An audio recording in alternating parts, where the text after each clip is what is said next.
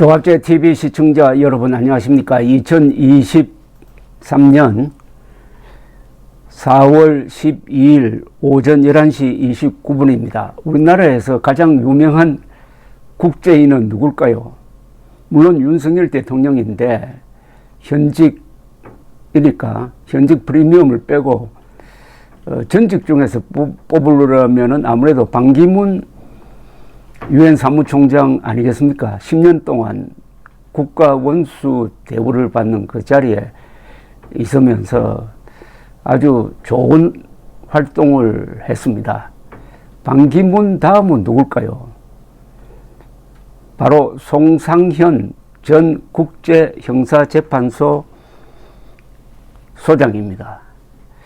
송상현 현재 서울대학교 법대 명예교수신데 이분만큼 출신, 학력, 경력 그리고 사회활동에서 거의 완벽할 정도의 성과를 낸 사람도 드물 겁니다.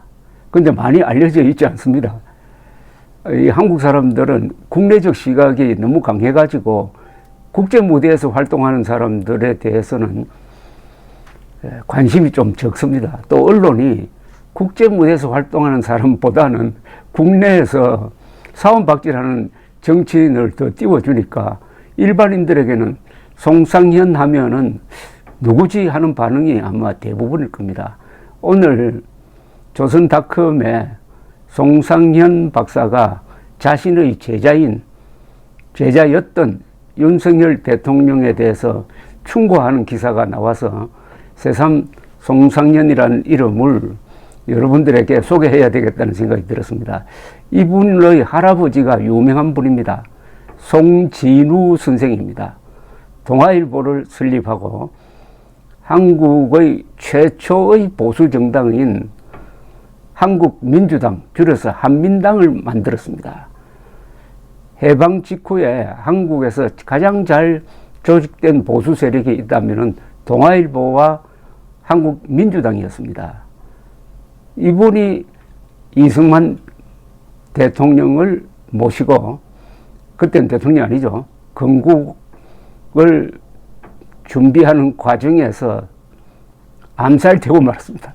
해방 직후 좌우 갈등이 심한 속에서 이 지도자들이 여러 명 암살됐습니다. 김구, 송진우, 여운영, 그리고 장덕수 이런 분들인데요.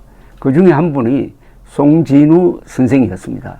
이 송진우 선생의 손자가 송상현 씨입니다. 송상현 씨는 1990년대에 세계에서 가장 유명한 실력 있는 법학자 25명 중에 한 명으로 꼽힌 적이 있습니다. 그리고 무엇보다도 국제형사재판소, 지금 네덜란드 헤이그에 그 본부가 있는 국제형사재판소가 출범해가지고 자리를 잡는데 중추적 역할을 했습니다. 재판관을 거쳐서 한 6년 동안 국제형사재판소 소장을 했습니다. 국제형사재판소는 지금 푸틴에게 체포영장을 발부해가지고 유명한데, 이 권력을 믿고 나쁜 짓 하는 이 독재자들을 엄중 처리하도록 만든 조직입니다. 언젠가는 김정은도 이 국제형사재판소에 세워야 합니다.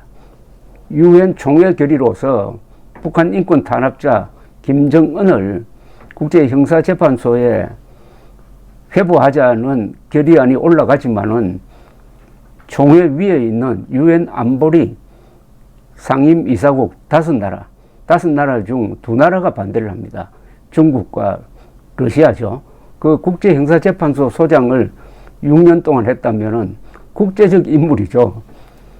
그리고 이분의 사회활동은 이분이 스스로 이야기를 안 하고 옆에서 전해주는 것만 봐도 어떻게 이런 분이 있을까 하는 그런 생각이 듭니다. 그런 사회활동 많이 하시기로는 지금 종로구 국민의힘 국회의원인 최재형 전 감사원장도 계시죠. 최재형, 송상현 다 이 공직에 계시면서 한 시민으로서의 의무를 다하시는 분입니다. 송상현 박사는 조선일보 송의달 기자와 인터뷰를 하면서 제자인 윤석열 대통령에게 재미있는 이야기를 했습니다. 사법시험을 준비하는 많은 서울대 법대생들과 달리 윤 대통령은 학부 시절 인문사회 분야를 열심히 파고들어 소양이 탄탄했다고 평을 했습니다. 국내외 책들을 읽은 뒤 정리해 머리에 넣는 재주가 비상했다. 학부 시절 연구실에 찾아와 수강 과목 등도 상의했다. 윤 대통령이 구수 끝에 사법시험에 합격한 것은 관심사가 다양하고 보수 기질이 있어 동료와 후배들을 챙기느라 그랬다. 그러니까 시험보다는 독서하고 친구들하고 어울리는 가운데서 구술을 하게 됐다는 뜻입니다. 사실 구술을 하지 않았으면 윤석열 대통령이 나오지 않았다고 봐야죠. 이승만 대통령도 과거 시험을 6번인지 7번인지 한번 친 적이 있습니다. 그래서 다 떨어지고 마지막에는 가보경정으로 과거 시험이 없어지는 바람에 살 길을 찾다가 미국 선교사와 만나고 배제학당에 들어가서 지도자의 길을 걸었던 일이 생각납니다. 이 젊었을 때 방황은 큰 인물을 만들어내는 데 있어서 필수 조건일 수가 있습니다. 송 교수는 최근 윤 대통령 지지율 하락과 보궐선거 패배 등에 대해서 이렇게 이야기를 했습니다. 위기라면 위기인데 오히려 자만하고 방만해지는 것을 막을 수 있게 되어서 잘된 측면도 있다고 했습니다. 선약으로 받아들이면 말하자면 전화위복이 될 수 있다. 그러려면 윤 대통령이 더욱더 겸손해져야 한다. 겸손해져야 한다라고 했습니다. 표 떨어질 은행을 조심하고 심기일전하여 노력한다면 현명한 우리 국민이 너무 모질게 하진 않을 것이다. 국민의 감성을 헤아리며 마음을 얻어야 한다고 밝혔습니다. 송상현 박사는 한국 국민들에 대해서 상당히 낙관적인 평가를 하시는 분으로 보입니다. 현명한 우리 국민이 열심히 하는 윤석열에게 모질게 대하지는 않을 것이다. 그러나 국민들이 감성을 잘 헤아려야 한다. 국민들의 이성도 중요하지만 감성이 중요하다. 특히 정치에서는 선전선동이 매우 중요하므로 선전선동이라는 것은 한 사람의 머리에 호소하는 것보다는 감성에 호소하는데 저 좌익이 잘하듯이 감성을 뒤집어 가지고 그걸 증오심으로 바꾸는 그런 선동이야 보수가 할 수는 없지만은 그러나 국민의 감성을 잘 헤아리고 거기에 적절하게 대처해야 된다는 아주 지혜로운 충고를 했습니다. 자유의 가치를 명확하게 인식하고 자유민주주의를 철저하게 신봉하는 윤 대통령은 방향을 잘 잡고 있다. 그는 최고의 학교 교육에다가 대학 교편을 잡은 부모님 가정에서 정상적인 교육을 받은 사람이다 라고 했습니다. 송의달 기자가 검사와 서울대 출신으로 정부의 인재 풀이 너무 좁다고 지적하는 여론이 있다고 이야기하니까 송 교수는 대한민국 건국 80여 년 만에 한 번도 제대로 해본 일이 없는 능력주의를 시도하고 있다.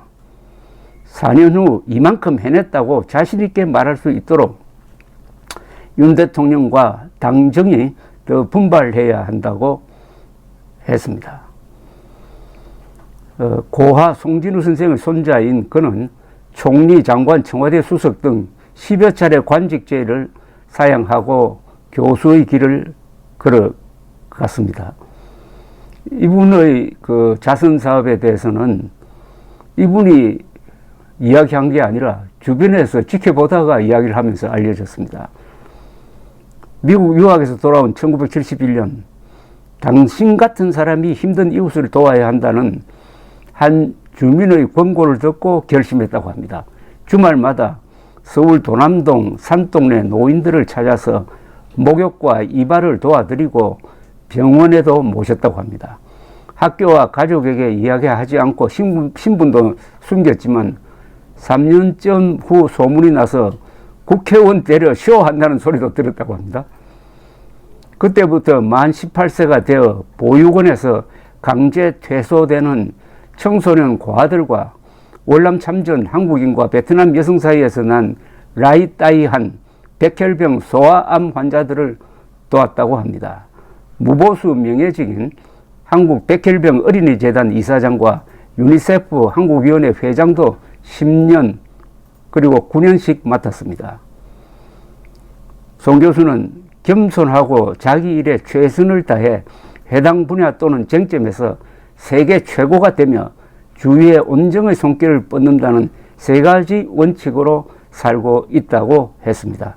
남을 도울 때는 쓰고 남은 돈을 한두 푼 던져준다는 자세를 해서는 절대 안 된다고 했습니다. 자선하는 마음이 이래야 된다는 거죠. 쓰고 남은 돈을 한두 푼 던져준다는 자세로 도와서는 안 된다.